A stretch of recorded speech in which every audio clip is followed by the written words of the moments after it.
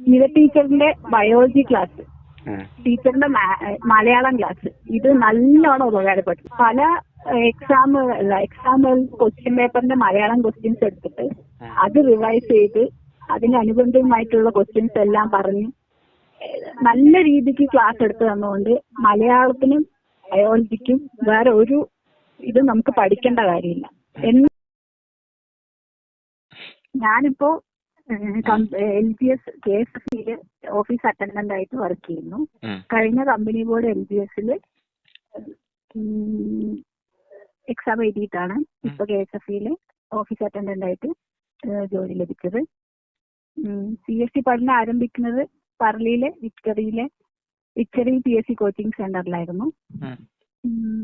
അവിടെ തന്നെയാണ് പഠിച്ചിട്ടുള്ളത്. കോച്ചിങ് സെന്ററിൽ സാറിന്റെ മാത്സും ഇംഗ്ലീഷും എല്ലാ എക്സാമിനും നന്നായി ഉപകരിച്ചിട്ടുണ്ട്. ബേസ് ആണെങ്കിലും ശരി, ഇംഗ്ലീഷിന്റെ ബേസ് ആണെങ്കിലും ശരി, ബാക്കി എല്ലാ മാത്സ് എല്ലാ പ്രോബ്ലംസും ചെയ്യാൻ നമുക്ക് അവിടുത്തെ ക്ലാസ് കൊണ്ട് നല്ല ഉപകാരമായിട്ടുണ്ട്. പിന്നെ ഏതൊരു എക്സാമിനും ഇപ്പോൾ പ്രാധാന്യം കൊടുക്കേണ്ടത് സ്കൂൾ ടെക്സ്റ്റ് ബുക്കുകളാണ്. 5 മുതൽ 10 വരെയുള്ള എല്ലാ SCRT സബ്ജക്റ്റും സാറായി പഠിച്ചാൽ തന്നെ കട്ട് ഓഫ് വരാനുള്ള മാർക്ക് എന്തായാലും കിട്ടും. പിന്നെ ഡെയിലി കറണ്ട് അഫയേഴ്സ് നോക്കണം. മന്ത്ലി വൈസ് എല്ലാ ദിവസത്തെ കറണ്ട് അഫയേഴ്സ് പ്രോപ്പറായിട്ട് റിവൈസ് ചെയ്ത് നോക്കിയാൽ തന്നെ കറണ്ട് അഫയേഴ്സ് നമുക്ക് സ്കോർ ചെയ്യാൻ പറ്റും. പിന്നെ എക്സാമിന്റെ ഒരു 3-4 മന്ത് മുന്നേ പ്രീവിയസ് ക്വസ്റ്റ്യൻ അപ്പം കറണ്ടായി നടന്ന ക്വസ്റ്റ്യൻ പേപ്പേഴ്സ് കറക്റ്റായി പഠിച്ച എക്സാം ഏത് രീതിക്കാ പോകുന്നത് നമുക്ക് മനസ്സിലാക്കാൻ പറ്റും. അപ്പൊ അതനുസരിച്ച് ഓരോ ക്വസ്റ്റ്യനും അതിന്റെ അനുബന്ധമായിട്ടുള്ള ക്വസ്റ്റ്യൻസ് ടോപ്പിക്സുകൾ റിവൈസ് ചെയ്താൽ തന്നെ നമുക്ക് വാസ്റ്റായി പഠിക്കാണ്ട് ലിമിറ്റഡ് ടൈം കൊണ്ട് കാര്യങ്ങൾ സ്കോർ ചെയ്ത് മാർക്ക് അടിസ്ഥാനത്തിൽ സ്കോർ ചെയ്തെടുക്കാൻ പറ്റും. ഇപ്പൊ ഒരു സമയമില്ല, ക്ലാസ്സിൽ പോയി അറ്റൻഡ് ചെയ്ത് പഠിക്കാൻ സമയമില്ലാത്ത ആർക്കും ഇപ്പൊ കുറെ സോഴ്സുകളുണ്ട്. യൂട്യൂബ് ചാനലുകളായാലും ഇഷ്ടംപോലെ യൂട്യൂബ് ചാനലുണ്ട്. അതിൽ ഇഷ്ടംപോലെ നമുക്ക് കാര്യങ്ങൾ പഠിച്ചെടുക്കാനായിട്ട് പറ്റും. ഞാന് കല്യാണം കഴിഞ്ഞതിന് ശേഷമാണ് പഠിച്ചിട്ട് ജോലി വാങ്ങിച്ചത്. അപ്പൊ സമയം ആരും നമുക്കായിട്ട് തരില്ല. നമുക്കുള്ള സമയത്ത് നമ്മൾ പഠിച്ചിട്ട് എന്തായാലും നമ്മൾ അപ്ഡേറ്റ് ആയിക്കൊണ്ടിരിക്കണം. ഏത് രീതിക്കാണെങ്കിലും നമ്മൾ എന്തെങ്കിലും അറിവ് ഉള്ള സമയത്ത് നേടിക്കൊണ്ടിരിക്കണം. ഞാൻ ബുക്ക് നോക്കി പഠിക്കാൻ സമയമില്ലെങ്കിലും യൂട്യൂബ് ചാനലുകൾ കേട്ടിട്ട് അതിലെ കാര്യങ്ങളും പഠിച്ചിട്ട് തന്നെയാണ് എക്സാമിൻ ലിസ്റ്റിൽ വന്നിട്ടുള്ളത്. ആദ്യമായിട്ട് ഞാൻ വന്നത് LD ആണ്. LDയിൽ സബ്ലിയിലായിരുന്നു. അപ്പൊ ഒരു ലിസ്റ്റിൽ നമ്മൾ എവിടെയെങ്കിലും ഒന്ന് വരികയാണെങ്കിൽ തന്നെ നമുക്ക് അതൊരു മോട്ടിവേഷൻ ആവും. അപ്പൊ നമ്മൾ നിർത്താൻ പാടില്ല, അതിൽ അങ്ങനെ കണ്ടിന്യൂ ചെയ്ത് പോകണം. ഞാൻ ആദ്യം LD സബ്ലിയിൽ വന്നു. പിന്നെ എനിക്ക് സപ്ലൈകോന്റെ ലിസ്റ്റിൽ മെയിൻ ലിസ്റ്റിൽ വരാൻ പറ്റി. അത് നല്ലൊരു റാങ്ക് തന്നെ കിട്ടി. അപ്പൊ നമുക്ക് പിന്നെയും ഒരു മോട്ടിവേഷൻ ആയി. പിന്നെയും കണ്ടിന്യൂസ് ആയി ഇരുന്ന് പഠിച്ചു.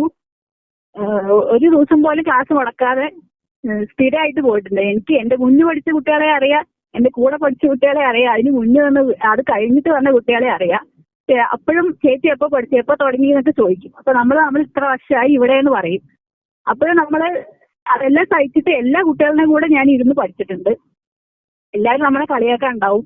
എല്ലാവരും പറയും ഇനി വരുമ്പോഴും ആ കുട്ടികളുടെ കൂടെ ഇരുന്ന് പഠിക്കേണ്ടി വരും. പക്ഷെ അതൊന്നും നമ്മൾ നോക്കാൻ പാടില്ല. നമുക്ക് ഒരു ലക്ഷ്യം ഉണ്ടെങ്കിൽ, പഠിച്ച് ജോലി ആണെന്നുള്ള ലക്ഷ്യം ഉണ്ടെങ്കിൽ നമ്മൾ അതിൽ ഉറച്ചു നിന്നിട്ട് പഠിച്ച് കണ്ടിന്യൂസ് ആയി പഠിച്ചുകൊണ്ടിരുന്നാൽ എന്തായാലും സ്കോർ ചെയ്യാൻ പറ്റും. ഞാനിപ്പോ LGS ഓഫീസ് അറ്റൻഡന്റ് ആയിട്ടാണ് KSFE. നമുക്ക് ഡിഗ്രിക്കാർക്ക് എഴുതാം. LGS എല്ലാ പോസ്റ്റും എഴുതുന്നില്ല. പക്ഷെ KSFE അല്ലെങ്കിൽ കമ്പനി ബോർഡ് LGS നമുക്ക് എഴുതാൻ പറ്റുന്ന ഒരു പോസ്റ്റാണ്. അത് പലർക്കും അറിയില്ല തോന്നുന്നു. എന്റെ തന്നെ ഒരു കുട്ടിക്ക് ചോദിച്ചിട്ടുണ്ടായിരുന്നു, ചേച്ചി എങ്ങനെയാണ് ഇത് എഴുതി, കമ്പനി ബോർഡ് എഴുതാൻ പറ്റില്ലല്ലോ, LGS ഡിഗ്രിക്കാർക്ക് എഴുതാൻ പറ്റില്ലല്ലോ എന്ന് ചോദിച്ചിട്ടുണ്ട്. പക്ഷെ ഡിഗ്രിക്കാർക്ക് എഴുതാൻ പറ്റുന്ന ഒരു പോസ്റ്റ് തന്നെയാണ് കമ്പനി ബോർഡ്. അതിലിപ്പോ KSFE എന്ന് പറയുമ്പോൾ ഡിഗ്രിക്കാർക്ക് ഏറ്റവും നല്ല സ്കോപ്പ് ഉള്ള ഒരു ബോർഡ് തന്നെയാണ് KSFE. നല്ല പ്രൊമോഷൻ സാധ്യതയുള്ള ബോർഡ് തന്നെയാണ്. ഞാനിപ്പോ OA ആയിട്ടാണ് കയറിയതെങ്കിലും 3 ഇയർ കഴിഞ്ഞ് എനിക്ക് പ്രൊമോഷൻ ഉണ്ട്. ജൂനിയർ അസിസ്റ്റന്റ് ആവാം, പിന്നെ സീനിയർ അസിസ്റ്റന്റ് ആവാം.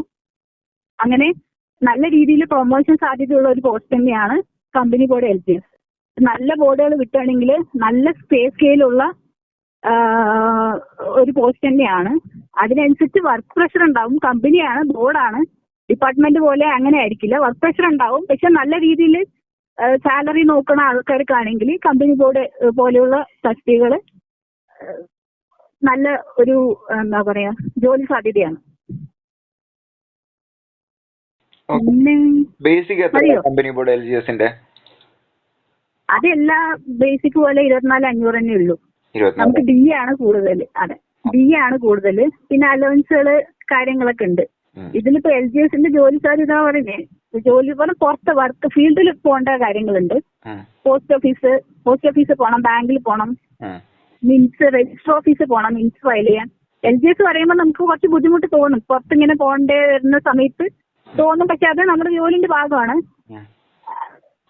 എല്ലാ LGS അങ്ങനെ തന്നെയാണ്, പുറത്ത് ഉള്ള വർക്കുകൾ ചെയ്യേണ്ടി വരും. പിന്നെ കേസ് ആയതുകൊണ്ട് സിറ്റിയാണ് അവിടുത്തെ ബിസിനസ്. അപ്പൊ അത് പിടിക്കാനായിട്ട് ക്യാൻവാസിംഗ് വരെ പുറത്ത് കൊണ്ടുവരും. അതിനിപ്പോ LGS എന്നല്ല, എല്ലാവർക്കും അങ്ങനെ പുറത്ത് മാനേജർ അടക്കം ക്യാൻവാസിംഗിന് പോകേണ്ട ആൾക്കാരാണ്.